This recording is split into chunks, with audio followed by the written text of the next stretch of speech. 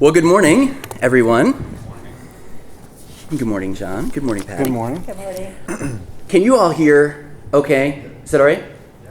Perfect. Okay. So as Jay said, my name is Chad Frey, and I just really am excited to have a conversation. You're kind of like going to eavesdrop a little bit on us as we talk a little bit. I thought it's a great way to start the day. Nothing like a great breakfast, good chat, good fellowship. So we'll have a little family chat here, if that's all right. And I would like to just get started straight into it.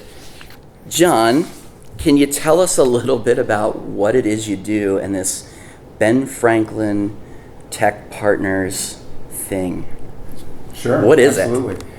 So Ben Franklin Technology Partners, probably the easiest way to think about it is as a small venture capital fund. So we are publicly supported by the Commonwealth of Pennsylvania to do our work, and our specific mission is to grow technology jobs and the technology economy in the geography that we're responsible for. And we have kind of a unique territory in Pennsylvania. There are 4 Ben Franklin centers throughout the state, and I work for the one that's based in State College. But there's one in Pittsburgh, there's one in Philadelphia, there's one in the Lehigh Valley, and we lovingly call ourselves the everything else Ben Franklin. So all other geography, we go from Erie in the northwest all the way down to the Maryland border in Lancaster, and just about everything in between. And we do 3 main things. We finance high growth potential technology startups. So we make investments into those companies, typically start out about $50,000 to $75,000. We can go up to $500,000. And what we're trying to do is de-risk the company to the point where private capital can come in and take them the rest of the way. We de-risk them through the other 2 things that we offer. We have a management consulting practice. So if you think of subject matter experts like accounting, like marketing, strategy, finance, we augment these young, small startup teams with that expertise. And then we also do a lot of entrepreneurial training on different topics. So financing, mentoring, training, that's what we do at Ben Franklin. We did 32 investments last year throughout our territory, typically invest about $3 to $3.5 million. Thank you. A year. Thank you. Yep. And Patty, would you mind just telling us a little bit, as a state representative, what does that entail? What does your job look like? Mm-hmm. Sure. Chad, before I go into that, I just want to thank Messiah College for Jay and Chad for hosting this. I know a lot of work went into this. I know that we have Jonathan and behind the scenes, Dennis and Michelle waking up at 4 o'clock in the morning to put this together, so I really appreciate you guys doing that today. So I am the state representative for the 103rd District, and my district includes the city of Harrisburg, Steelton, High Spire, Paxton, and parts of Swatara Township, about 65,000 residents in that area in my district. Going on my 4th term, I'm running for re-election right now. I won't be asking for money, I promise. So I put it in 3 categories. It's about people, politics, and policy. And I think those are the 3 things that consume me pretty much. Because we run every 2 years, politics is a big deal in my life.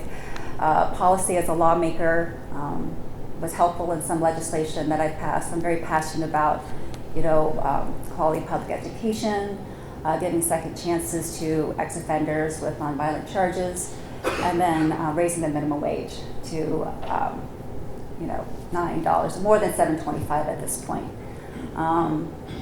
I feel that this job is more of a mission field versus a job. I'm big on making sure that our faith plays into our workplace.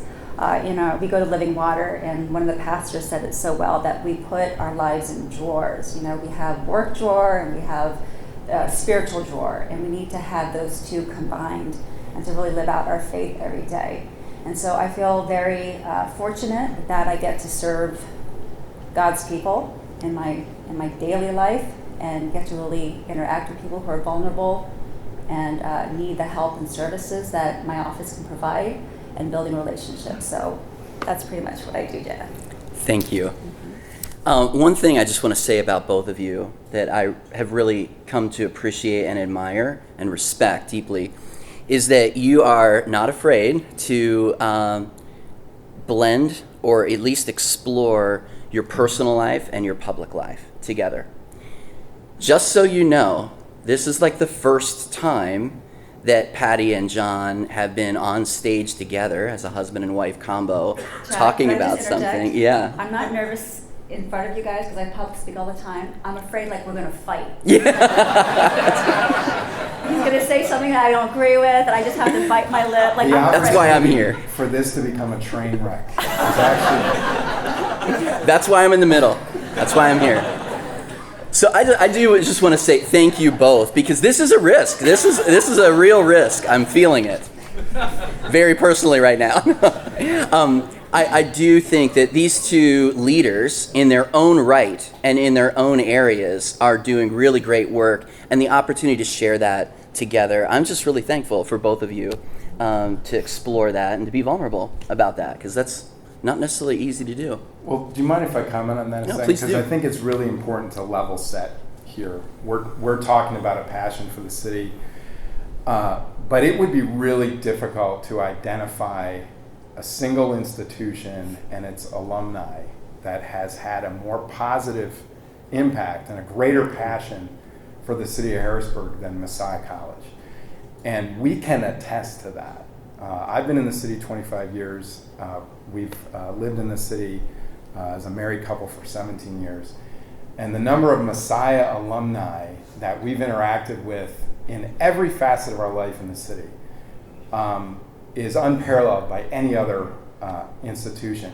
So frankly, I have to be honest with you, it seems a little silly for me to be up here talking about a passion for the city to people that already live this out all the time.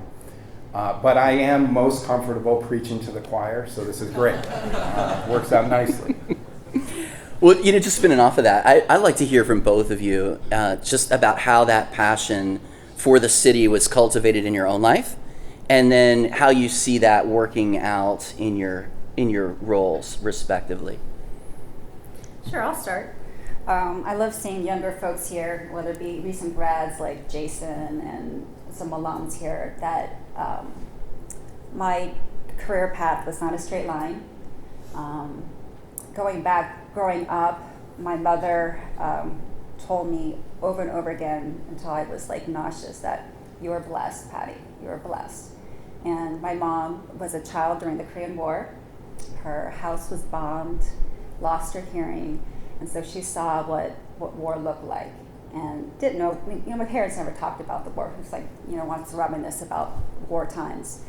But growing up in La Jolla, I grew up outside of DC in Fairfax County. Like, I did not know how blessed I was until our church youth group would go into DC, and we'd go to the Section 8 housing and we would interact with the kids. I didn't know how blessed I was until I went to Mexico and did a missions trip there and said, wow, I am blessed. So how can I use my health, that my mom keeps reminding of, our health, our good education, to serve?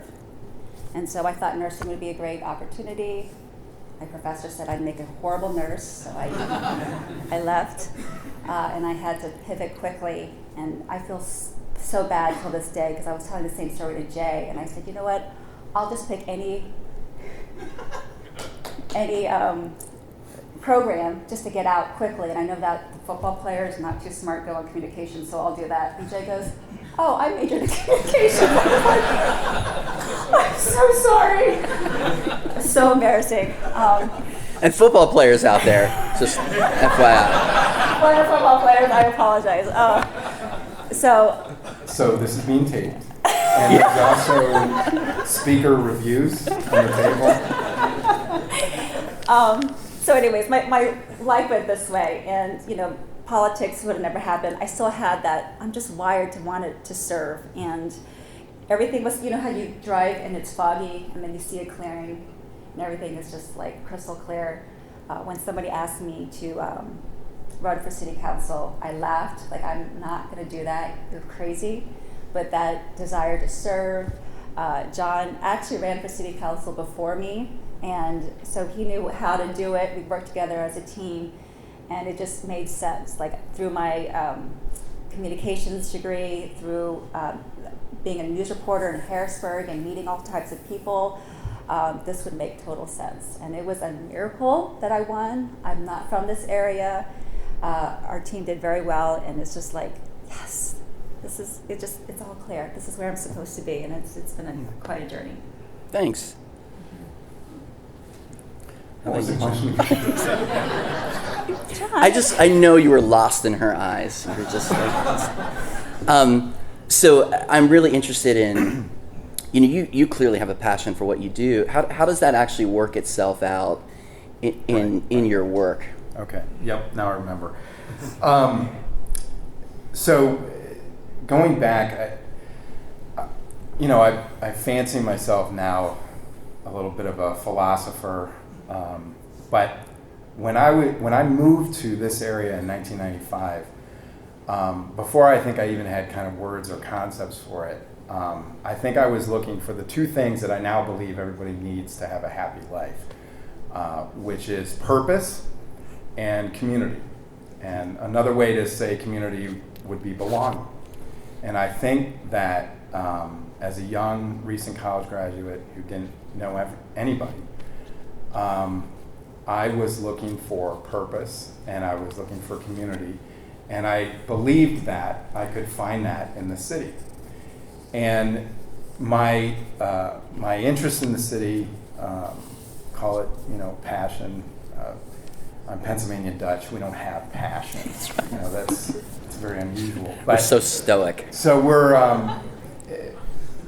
everything professionally has flowed out of that. So I'll give you an example. I started my first job in Harrisburg was as a teller for Fulton Bank, and I was starting to get involved in the life of the city and get active. This was a period where Mayor Stephen Reed was kind of still on an upswing. A lot of things were happening, a lot of projects were happening, and I was, trying to get involved. And eventually, I was living uptown, and I moved downtown. And this was like 1997. And at that time, very few people lived downtown. It was kind of a unique thing. And some of the senior management at the bank thought that was pretty cool. Like, Sider lives downtown. That's, who does that? That's kind of interesting. And this will surprise no one who knows me. I actually lived above Philadelphia Steak and Hoagies on Nice. 4th and Market. But the senior manager of the bank, and Fulton Bank was a fabulous employer. I mean, I can't say enough great things about that place and how they molded me and helped me along the way. But they basically took this unique thing about me and turned it into a professional opportunity, and eventually gave me the opportunity to manage the two branches in the city of Harrisburg, because they viewed me, even though I didn't have a long history there, as a guy who was living in the city and knew the city a little bit. So I took over the branch at 3rd and Locust and the branch at 3rd and Calder, and that was self-reinforcing. I was getting more opportunities to get more deeply involved in the city. I got involved with a program called the Students for Business and Industry at the Harrisburg School District, teaching a stock market class. So I got involved in the school district, met more people. That was self-reinforcing to my bank career. Eventually, I met Dan Bencourt, who's the CEO of Community First Fund. He wanted to open a Harrisburg office. And so I left Fulton Bank to start the Harrisburg office of Community First Fund. And so everything has, for me personally, has flowed from my affinity with the city. So I really think that the city's done far more for me than I've ever done for it. Thank you. Well, two things come to mind. Number one, I'm from Lancaster County, so I get the stoicism. I remember when I came here to Messiah and I made friends who actually hugged you. That was a little weird. So I was quite uncomfortable with that, but I've grown into it now. But I'm really glad both of you really touched on the importance of service to our community. And John, I pulled away this critical piece about mentoring of employers and the opportunity for employers to mentor people and actually shape their lives, like bring them into a place and set them on a trajectory and position them for growth. So those of you out there who are employers or potential prospective employers, I can't say enough about your role in continuing to advance the mission of the college in mentoring our students' lives and positioning them in important ways. I think the other side of that too is for employees to continue to develop what's unique about them. Because I think senior management is rushing around, they have a million things to do. They need to have a hook that can understand you relatively quickly. And I was sort of the city guy, and it wasn't a competition because there wasn't that many. So being the city guy was that unique thing about me that gave me the opportunities. So in many ways, passion for work kind of informs passion for place. And I know I live downtown, and I live right on 2nd Street. And so I am witness to folks who don't live in this city who come down and really abuse the city, abuse the place, don't take care of it, things like that. And so I think what's really important about often jobs locate you in a place in a very different way. And homes, if those of you are in the market of offering homes to people, that is really critical in vocational development because it positions you in a place with real community. If you could talk a little bit more, both of you, just to flesh this out, in terms of changes are happening in our community. Increasingly, there's breakdowns in social capital. There's concerns in economic development. There's 21st century changes that are disrupting things. If we could do just a quick SWOT assessment, strengths, weaknesses, opportunities, threats, from your perspective, I'd really be interested in what comes to mind as you think about the changes that are happening to our region and how that's affecting work. So I'll start with that. I really think our strength is the people, and I cannot go without this conversation without bringing up race. Because I am the representative for Harrisburg, there is a large Black community, about 55%. And being an outsider, not knowing how to go in, one of our friends said, well, Patty, go to church, go to their church, and you will meet people and connect. And I used to go to church with my mom. We'd go to a Korean speaking service, her service, and we would just, I would be 20 years old, but I'm still holding her hand because church was safe for me. It was a good place. And my mom passed away years ago, but I would go into church and I would have these 56-year-old African-American women, all with different perfumes, was nauseating, hug me and embrace me. Our faith connected us. And that's when I started to fall in love with people who you don't see on the news. They're quiet people trying to live a good life and, in the city. And the people there. So when I wanted to build my office, the person who served before me was criticized for not having anybody of color in his office. So that was one of my biggest priorities. So I hired a couple of people who I vaguely knew, and and my management style is terrible. I treat everyone like family. We're way too close. But their family became my family. And I started to see the other side. For us, a lot of people who have good hearts and want to serve, the Black community is so foreign to them. Like, I see you guys, but how do we interact? I was able, and I feel very privileged to go into that community and be accepted. And some of the best parts of my job would be going to a Harrisburg football game, a big, contentious one. Sitting in the alumni section is hilarious. They're all wearing their white shirts, and they have these, they're joking, and you could just feel that community, these jokes that everyone knows that I don't know, but there's that real that connection. Another time when I felt really privileged to be there was, there's a guy named Des. I didn't know his last name for years because it's just Coach Des. And Coach Des is probably in his 50s right now, and he's been coaching girls softball to basketball. He has mentored at least 300 students. And one time, my staff member, my campaign office manager, wanted to give tribute to him.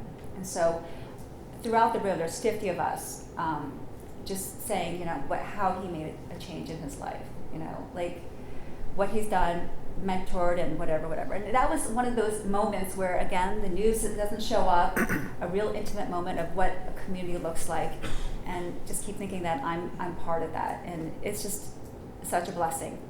And then you have another group of people who have been invested in the city before the recession, during the recession, and after the recession. And we have people who are investing their money. They know that this is not short term. This is a long game when you invest in the city. And I think of Chris Rice, who has a lot of properties in the city. I think of Wendell Hoover, in the city. I think of the Doug Neidigs, the Alex Hartzlers. Brad Jones from Harristown. When there was a dark cloud over Harrisburg, they just hunkered down and they just kept working for the city. And now I think the days are brighter, things are opening up, and they're there. We're thriving. I remember going down on 2nd Street where we live, for sale sign after the other. It was so depressing going to work, just seeing so many for sale signs. Less signs now, and I'm just really grateful for that group of people who have really invested and love the city because they have that purpose and want to be a part of something that is bigger than us. So just to kind of hone in on that, it sounds like diversity is a big strength in our city, in Harrisburg. It also sounds like inherent in diversity is conflict, because we are different. And I'm going to try to flesh out a little bit more. What are some ways and opportunities for us to span and to bridge difference? But John, is there anything you wanted to add in terms of a strength in our region before we move into weaknesses, opportunities, and threats? Well, yeah, let me say a couple of things. I just want to echo something Patty said, because something I had to check myself on was that the history of the city didn't start when I moved in. There are families that have been there for generations, doing things, growing, making things happen. And sometimes I think, you can be a young professional and think, I'm here, now things are happening, I'm gonna make my mark. And I really had to check myself that, wow, you need to be really humble, because there's people that have been living both the good and the bad in the city for a long time. So you really don't have the standing to speak, beyond your one voice. And so that's something I think sometimes, you've got to check yourself on. The other thing is, I think when you think about a SWOT analysis for the city, I actually think that I'm going to bypass weaknesses and threats, because they already get a lot of play about the city of Harrisburg and its various weaknesses. So I'd like to focus on what I think are the strengths and the opportunity and what I'm really excited about. And I have 3 affiliations with the city besides living there. So I work at Ben Franklin Technology Partners. Our office is in the city. We do a lot of work in the city. I also have the privilege to be on the board of the Harristown Development Corporation, which owns Strawberry Square. They developed the Hilton, recently sold it, doing a lot of amazing work, which I'll get into a little bit. And then I'm also on the board of something called the Brethren Housing Association. Brent Smith, who was here earlier, is our fantastic chair. And so in the context of those affiliations, let me tell you why I'm excited. There's a book that shaped my thinking by an author named Enrico Moretti.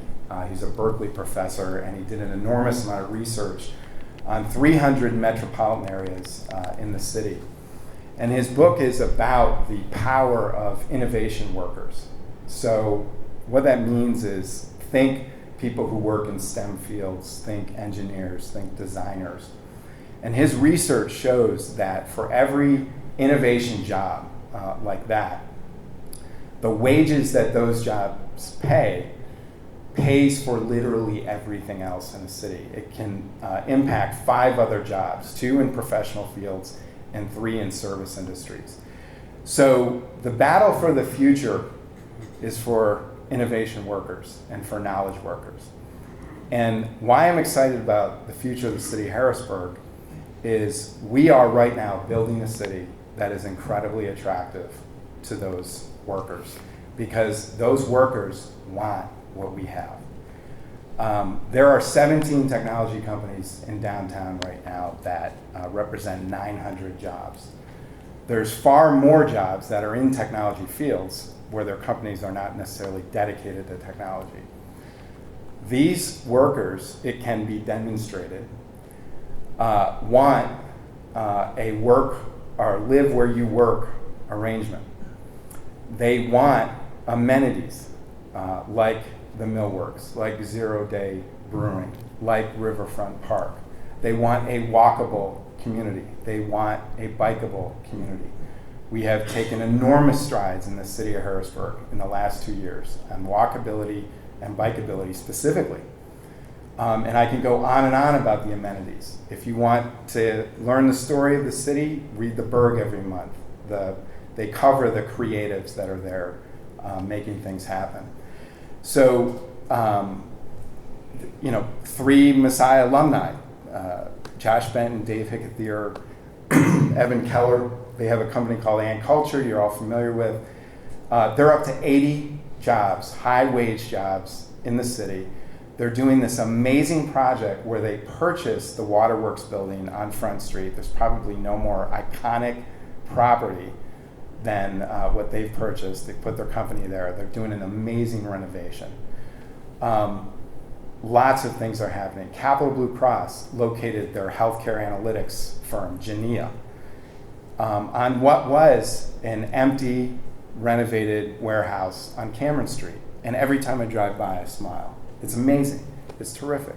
WebPage FX started as 2 employees in the Murata Business Incubator 12 years ago. They're up to 200 employees on a 5-building campus on Front Street. High wages. If you want to go and test what I'm saying, go to their website and go under kind of the section where they're trying to recruit people. They will give you the case for city living. So if the battle for the future is the battle for knowledge workers and creatives, the city's winning, and we're going to do great. And it's not just downtown either. With my work with BHA, we and the many people that predated my involvement renovated and rebuilt what was probably one of the most difficult, challenging sections in South Allison Hill, corner of Hummel and Mulberry Streets. We redid 2 blocks. And I remember being in a meeting that the city housing director came to us. This was right after Pinnacle and UPMC purchased some properties for us, built us 6 new units, beautiful. And we had taken some city people to see this. And they said, we're gonna build our strategy for South Allison Hill around you because of what you guys did. And that's now the Mulder Square project. $16 million renovation of the Mulberry Street Bridge, which now is a phenomenal connector between that neighborhood and the jobs downtown. Tri-County Housing investing $3 million to do 9 new units of what used to be blighted properties right in that neighborhood. The Harrisburg Housing Authority, 3 new buildings in that neighborhood, brand new buildings, 48 new units, $30 million of redevelopment. This is why I love this. I mean, it's incredibly exciting to see the changes and that it is rippling out from the downtown. So I guess, let me know when I'm... No, I love it. The enthusiasm is fantastic. Yeah, that's like the enthusiasm and the energy is fantastic. And I hope that there's a bridge being made here because we're thinking about Harrisburg as an example. I mean, this could be Dillsburg. This could be Mechanicsburg. This could be Carlisle. I think what's happening is that what I hear is how business is leading the way in many ways to transform places and to address social challenges. And I think that innovation is transferable. Like seeing what's going on in Harrisburg, well aware of some of the stigmas, the weaknesses and threats that are in the news all the time, But there's another story happening. And so I'm thankful that both of you are attentive to that story and can share some of that, because it's important that folks know that good things are happening, and those principles are transferable. And often faith leaders are right core pushing the envelope. So I want to build on that, and thanks for teeing this up. So I like the word bridge, and there are a very few bridge crossers, I'd say, who are able to go from one community to the other with ease. I think, Chad, you're a bridge crosser just because you've been working in the schools and done a really nice job in trying to connect people. I believe I'm a bridge crosser, but we need more people. And I think that bridge can also be, the infrastructure is about faith. There's a lack of social capital. I see it all the time. I'm going to promote our nonprofit that Chad and I are working on.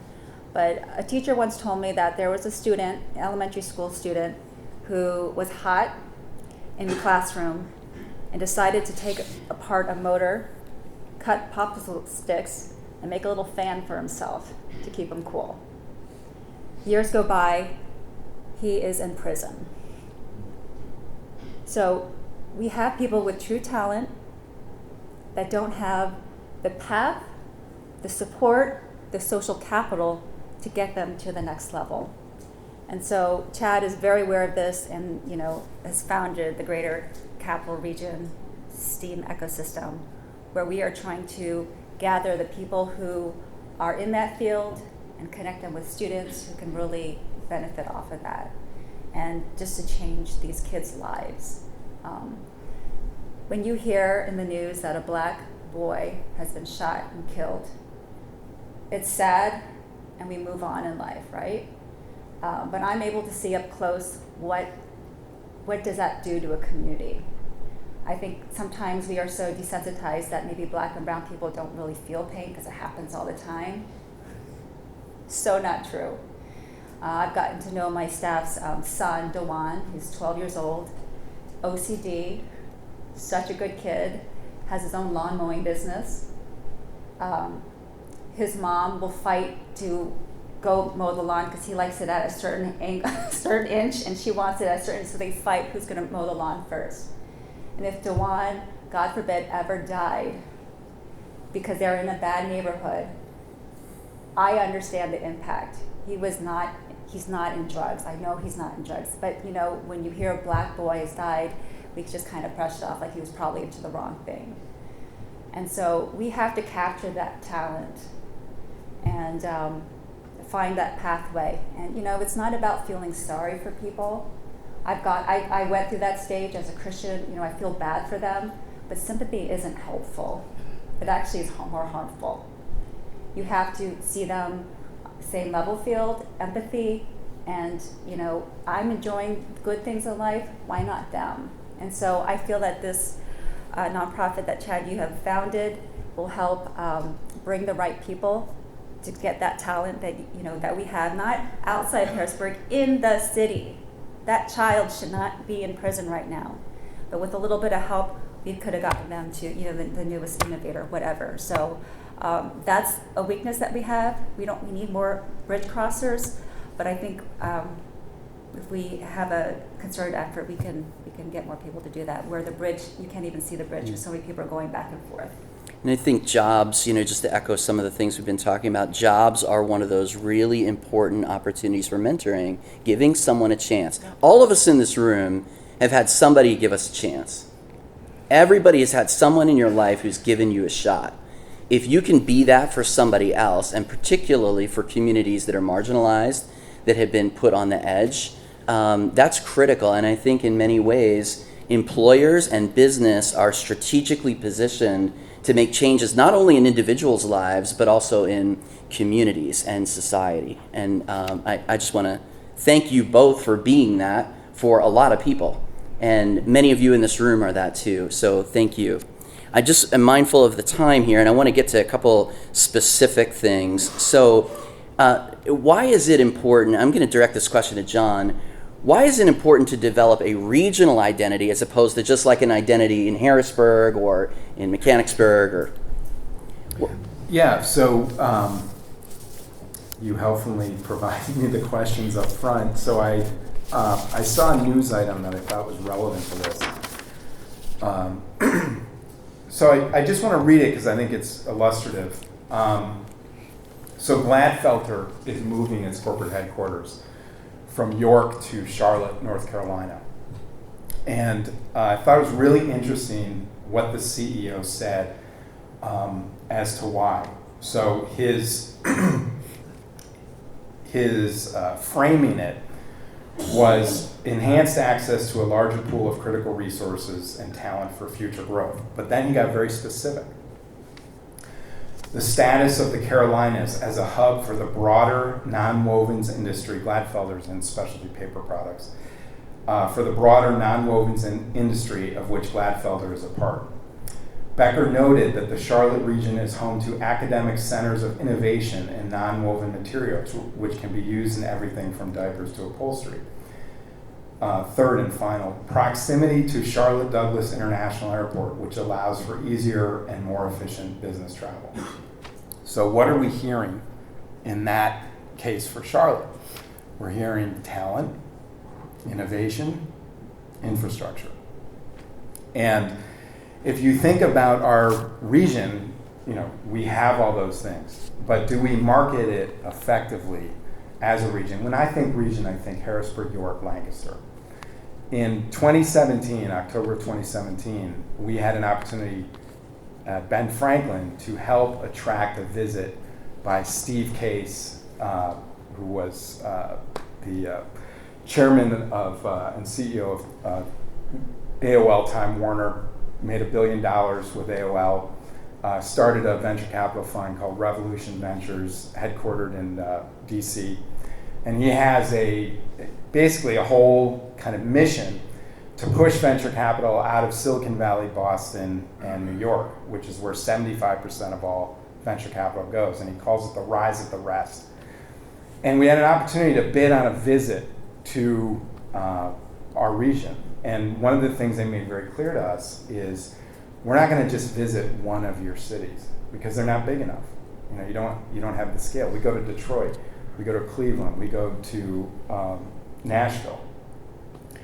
So we had to come together as Harrisburg, York, and Lancaster in order to do this. And this is the first time ever they had ever visited a region of our size.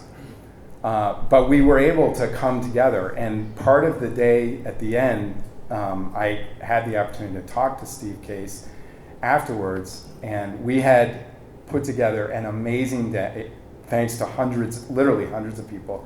We had 80 technology companies from the region showcased in some way.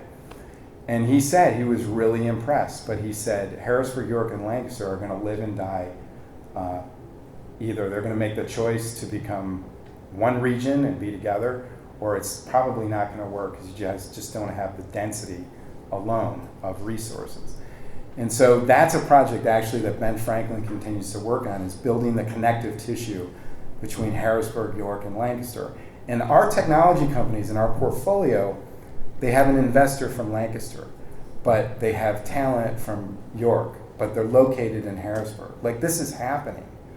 And so I think as a region, we're going to have to really begin to come together more. The trick is, and I consider Lisa Riggs, who runs the Lancaster EDC, Economic Development Corporation, a great friend, but Lancaster doesn't think they need us. They sort of look eastward to Philadelphia. They're doing phenomenal on their own, but they need our airport. So they need us. But that's the challenge. That's the challenge, I think, of our time. And I think the Gladfelter example is, can we make that case that Charlotte was able to make as one region? I think we can. One last thing, and then I'll shut up. The thing we hear too often is how close our region is to everything else. And whenever I hear that, what I hear is, we're only 2 hours from where the cool things are happening. That's not true. We have an amazing story to make besides being proximate to Baltimore or New York or Philadelphia. So I'll leave it at that. So there's a thread here that I see, and I hope that you're picking up on, and that is there is incredible opportunity in unexpected places, and often places and amongst people groups who have been left or just marginalized. And locally, probably one of our biggest strengths is diversity, and the eyes to see, the ears to hear, and the willingness and skills to cross the bridge is going to be critical for all of us in order to collectively create an identity that is attracting new business at scale in this area. So that kind of partnership, making a collective impact, whether that's municipal level or whether that's at a social level, but it sounds like it is important for us to start thinking more broadly, not just so insularly, and to actually see opportunities in people and in places and in infrastructure that may have been overlooked, Harrisburg being maybe one of those places. Is that fair? Yeah. It's like, Well, actually, we have a person on our board whose wife is an executive with Johnson Controls in York. And he shared with me that she went to a number of speaking engagements in York saying, we've got to change the perception of York having a race problem because it is affecting Johnson Controls recruitment. We have engineers, people of color that we're trying to recruit into this area, and they Google York, and That's right. Scary things come up. And she said, we have to address that if we're going to meet our potential. And I think that's probably something that, is not just York's problem. I'll just say this. I grew up in Lancaster, and it was primarily it was pretty much all white. And that's a race problem.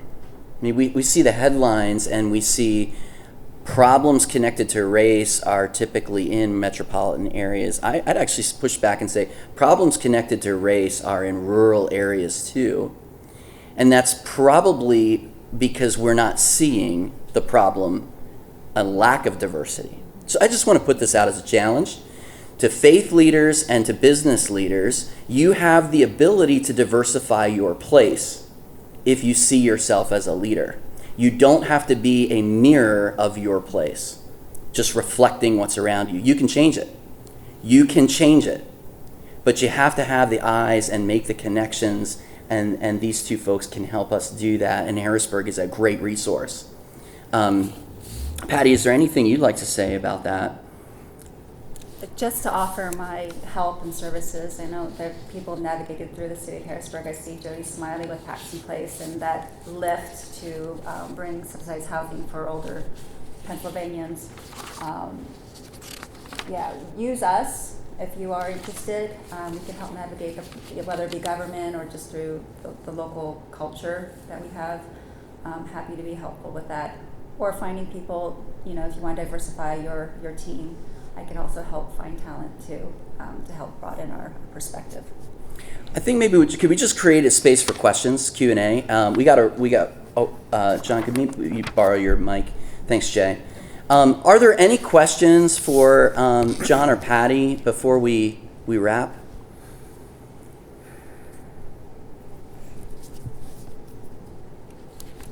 We can give out marriage advice too if you want.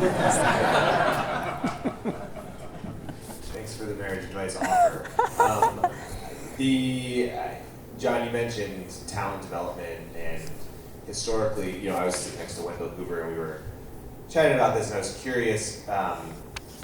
Most metropolitan regions have a major landmark, hallmark university that helps with that talent development. And in central Pennsylvania, we have a lot of universities, but no kind of central university that is like the primary talent pool. I'm curious how you see the role of the university in central Pennsylvania, which is just very different compared to, say, a Philadelphia or New York or a Stanford in Silicon Valley. Those kind of major universities in major metropolitan regions. So thank you for that question. You've given me a wonderful opportunity to talk about Harrisburg University. So Harrisburg University has 6,000 students right now. Okay, 800 undergraduates. The rest are doing a variety of online or distance learning programs. The vast majority are graduate programs. But Harrisburg University, in a very almost spectacularly wonderful way, was purpose-built for the time that they're in. So they just started their first PhD program in data science. Data science is the #1 paying occupation in the country right now. A PhD data scientist can command $200,000 a year, and there's not nearly enough of them. And that's just one of the fields. Harrisburg University is building a $30 million new tower downtown to focus on healthcare fields. So it is not Penn State. It's not a lot of the other kinds of colleges around here. But for the city of Harrisburg, it's going to be, and the region, a wonderful generator of exactly the kinds of jobs that are relevant to right now. So if there are employers that need these sorts of STEM fields, which HU focuses on, if you're not talking to Harrisburg University, it's really important to start doing that. And I feel weird, Messiah is of course contributing an enormous amount to the city, as we mentioned. But that's something unique that's happening that I'm not sure a lot of people realize how explosive the growth of HU is. That 800 undergraduates, that doubled in the last 3 years. So the impact on the local community is increasing. Now, the other thing is we do have a tier 1 research university that has $1 billion research enterprise in Penn State at University Park. Now, Penn State is an hour and 15 minutes away. Unfortunately, when the time it was founded, it made sense to put it in the middle of the state where there's literally nothing else. I am jealous of University of Maryland. It's right in the center of the Baltimore-Washington corridor. Gosh, I wish we had the kind of the similar. But they're also pushing their discovery out. Penn State Hershey is a $100 million research enterprise, and that's part of our community. So I think good things are happening along the lines of what you're talking about, but we are really excited about the future of Harrisburg University. I think it could be a huge talent generator in exactly the right fields.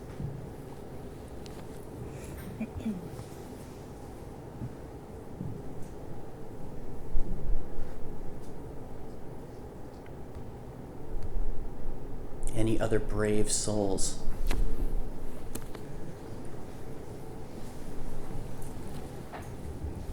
So I guess the question I have is, the young man who built the fan, how do you get him into a program that will help him to do what you want him to be able to do in terms of being involved in some sort of innovation field?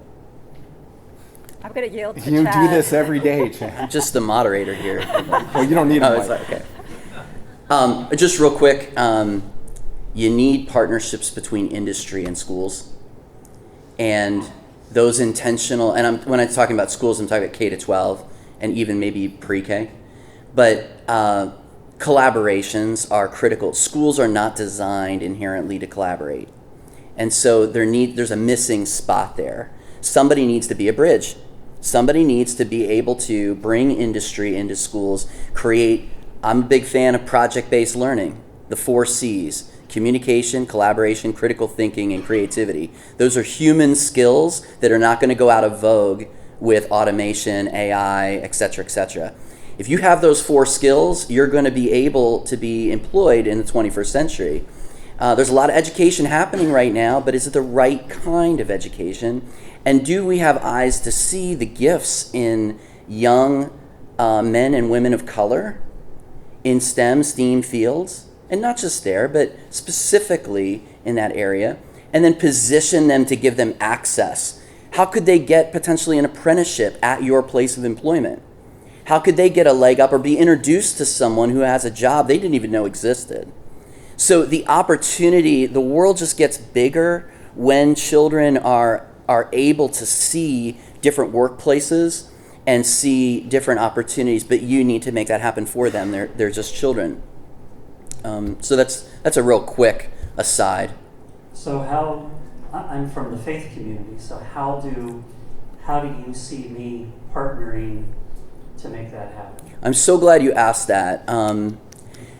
I would love for faith leaders to actually understand their role in the support of children, vulnerable children in public schools. We do a lot of great work in our churches with Sunday school and care for our congregation. But what about the school district? What about the school district in which our churches are located? Under the Obama administration, I worked with the Department of Education, the Corporation for National Community Service, and the White House Office of Faith-Based Initiatives on that very question. How do faith-based organizations partner with public schools that are at risk? If churches just started to ask that question, come together, bring your colleagues together and just pose, hey, what can we do to support our school districts? How can we help our superintendents, our principals, our teachers? I'd love for that to happen. And I'm going to put out something that's not popular, okay? The faith community and nonprofits don't pay taxes. I think we need to be very thoughtful about how tax dollars support public schools and lots of things that we use. So I'm not saying you need to pay taxes. What I am saying is ask some hard questions to your treasurer about setting aside the equivalent of what you would be paying taxes and invest that in your community. So just think about how systematically some of the resources from the faith community are actually being kept from those very opportunities. We just need more leaders to ask that question. Thanks.